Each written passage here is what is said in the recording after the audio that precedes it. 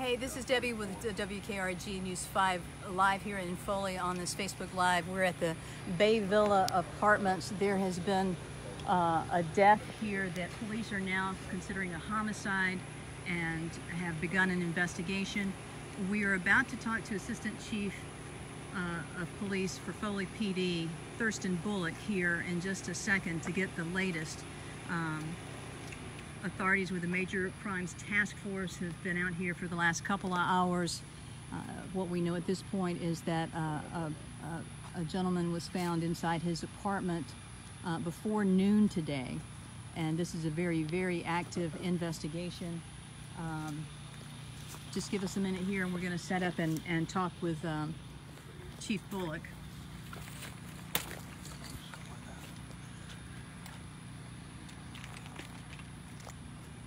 You got it, Trey?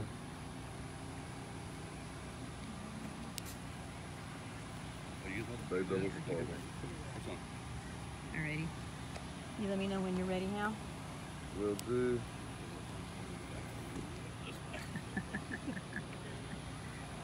You good, Trey? Okay, we're about to start. All right, we're live. All right, you good? We're good. Thurston, first of all, Assistant Chief with Foley Police Department. You've been out here how long? We've been out here since about 10 o'clock when we got the call at Bay Villa's apartments. All right, and then tell us what the circumstances was, what you know at this point.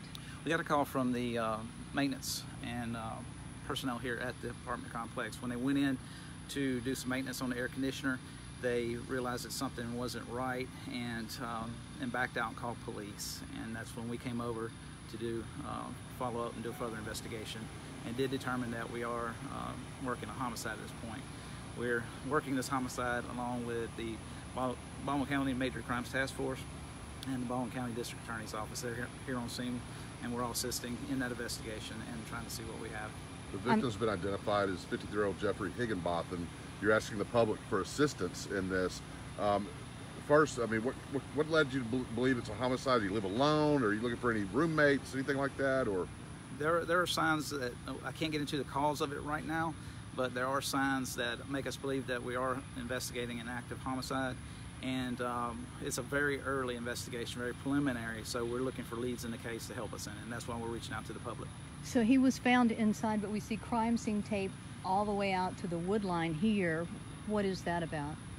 In reference to the distance, that's just a perimeter that we set in order to keep people out of our area that we want to investigate, our crime scene. Are these duplexes, or are they single apartments, or how was the setup? I believe they're duplexes, yes. And so he was living in one side of this.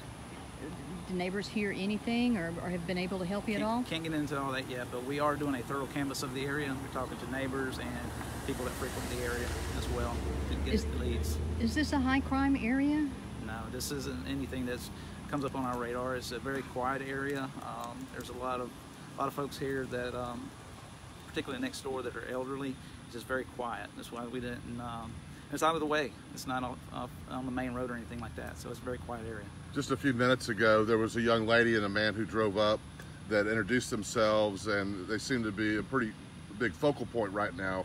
Can you give us any indication, or are you getting any kind of information from them? I'm not going to get into what we're tracking currently, but I would ask that we get, if we do have any leads out there, anything that would benefit us, we would, but I can't get into details of what we're following up on at this time. And there were folks, investigators out on the streets. They were actually all the way out on the road looking for whatever. Oh, absolutely. When we do a crime scene, we're very thorough. We're very far and wide. We don't just focus on one particular area. We want to cover the entire area. There may not be anything there, but then again, we don't want to miss anything. So that's why we go out as far as we do. Have you been able to determine when the last time he was seen alive? Yes, ma'am. We are getting some details on that, but again, that's part of our investigation, is narrowing down that window, and we are getting some information on that, but again, I'm not going to release that quite yet.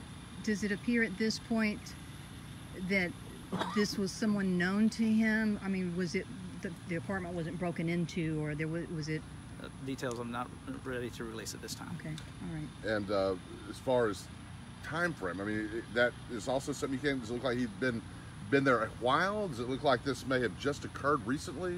Again, Nothing you can talk. Not that I'm going to go Okay. into yet, because again, it's very preliminary. I don't want to get into all speculation of time frame. I can't do that yet, and so we're not going to release anything. Can you talk about his family? I assume since his name has been released, you have Yes. spoken with next of kin. Are they local? Are they from around here? Absolutely. I can say that we have reached out. We have notified next of kin, and spoke with them, and unfortunately broke the bad news to them. Very good. Thank you, Thurston. We appreciate it. Thank you.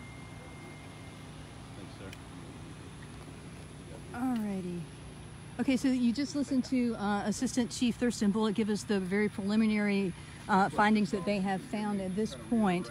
And this happened at, or at least the body was discovered around 10 o'clock, according to neighbors this morning, in an apartment here at Bay Villa Apartments. This is off North Bay Street.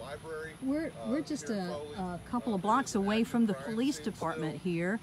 So this is very close to downtown Foley, and Major Crimes Task Force is here.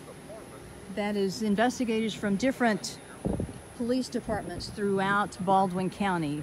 Gulf Shores, you may see their car over there in the distance. Folks with the DA's office, the sheriff's office, all involved in this investigation. And what Chief Bullock was telling us just a few moments ago, a maintenance worker had gone to the apartment this morning to work on an air conditioner, is what we're being told. And once he got inside the apartment, things didn't look right. He discovered someone that was obviously deceased inside the apartment. He pulled out and immediately called the police department.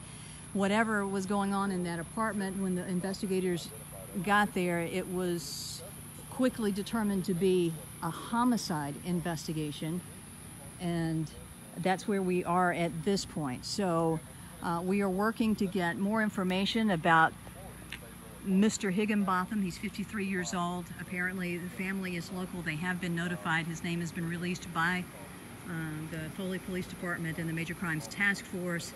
So they have gotten the very sad news that they've lost a loved one in this. They are working some active leads right now to try to determine who may be involved in this homicide. And as you heard Thurston Bullock say also, that this is a very quiet area. It's not on a major thoroughfare. It's off the beaten path, and a lot of folks calling this area their home. A lot of elderly folks also calling this their home, and just a very unusual turn of events for the city of Foley. So we are going to continue to find out more information, bring that to you as soon as we get that, both online and on social. And of course we will be here live at 5 and 6 this evening to bring you the latest information on WKRG News 5. That's the information that we have at this point. We'll continue to update you. I'm Debbie Williams with WKRG News 5.